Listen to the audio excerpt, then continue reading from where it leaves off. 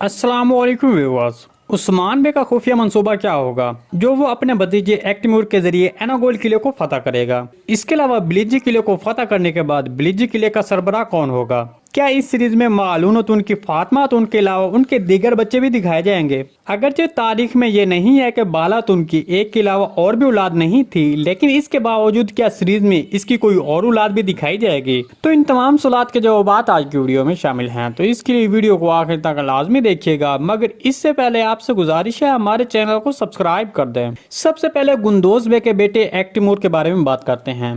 गुज़िश्ता किस्म में जब गुंदोज बे ने अपने बेटे एक्टिमूर से मुलाकात की तो गुंदोज बे ने मालूनतुन से बात करते हुए बताया कि वो किस तरह उसने अपने बेटे एक्टिमूर की बरसों तक गैर मौजूदगी को बर्दाश्त किया है। उस वक्त मालूनतुन ने अपनी बेटी फातिमा के बारे में भी बताया कि वो भी उसकी गैर मौजूदगी को बर्दाश्त नहीं कर पा रही है। दूसरे लफ्जों में मालूनतुन के लफ्जों की बुनियाद पर उसकी बेटी फातिमा की उम्र इस वक्त 3 से 4 साल होगी। इसके अलावा मालूनतुन की ये बात कि जब से हमने पहाड़ी इलाकों को छोड़ा है तो इस बात का मतलब यह है कि कबीला हर मौसम बहार में मुंतकिल हो जाता है। ताहम हमारे तजज़िये के मुताबिक अब हम फातिमा खातून को सीजन के अख्ताम की तरफ या फिर नए सीजन में देखेंगे, क्योंकि अगर सीरीज की प्रोडक्शन टीम को जल्द ही फातिमा खातून को दिखाना होता तो वो सीरीज में किए गए टाइम जंप के बाद ही शामिल कर देते। इसके अलावा मालूनतुन का अगला बच्चा जुबान भी आने वाले चौथे सीजन में नुमाया होगा। और फिलहाल फातिमा खातून को सीरीज में ना दिखाया जाने की वजह क्योंकि आने वाले नए सीजन में फातिमा खातून को एक बड़े किरदार में दिखाया जाना होगा। जब नए सीजन के शुरू में फिर से एक टाइम जंप होगा